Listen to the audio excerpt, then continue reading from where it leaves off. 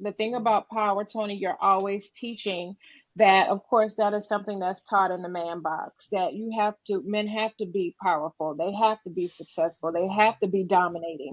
But that's how the folks that are teaching the men and boys the wrong thing, they're tapping into this little bit that the socialization teaches them. And then they'll say, these are the ways that you can gain it. Um, there was a whole website, Stacy. I don't even know how much shine I want to give it.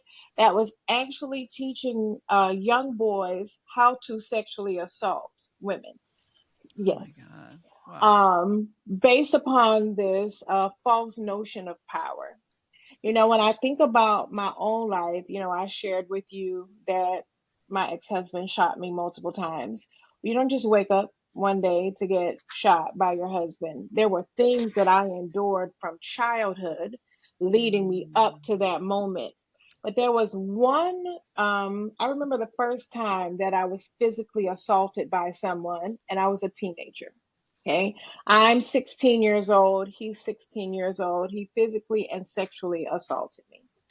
Now, I had the blessing, if you will, to have a conversation with him 2 years ago. I think it was bothering him. And I'm 51 years old now, so it's bothering him that long.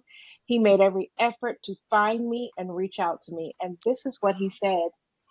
He said to me that, I mean, we were dating, 16 years old, and he wanted to be intimate with me, and I did not. Did not feel like I was ready to be intimate with him.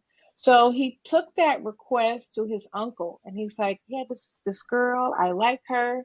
I want to have sex with her. She will not have sex with me. I don't know what to do." His uncle told him to punch me and punch me over and over again until I would do this. And this is what he did, right? Now, this gentleman told me, he said, "I remember what you had on that day. That is how vivid this memory is in my mind." And he said, "Your face looked so outraged and so hurt, and you Mm. started crying." And he said, "There was a piece of my heart that felt like, man, I shouldn't be doing this." He was like, "But the power it gave me to know that I could get what I wanted by doing this." He was like, "I then started doing this to other people." In that moment, think about this. You go to your uncle for advice Mm-hmm. with a pure, I like a 16-year-old girl. heart. I'm like, Yeah. girl, all my friends are talking about having sex. I want to know how I can't, well, I want to have sex too. A genuine question. But the uncle who knows better teaches this young boy, "Oh, this is what you got to do to get it." Right? Wow. So I was Wow. like, I appreciate I appreciate you for sharing that with me, because I learned a deeper thing from it. Like, oh my God, we've got to teach boys about all these aspects of things, because they're going to get the information somewhere.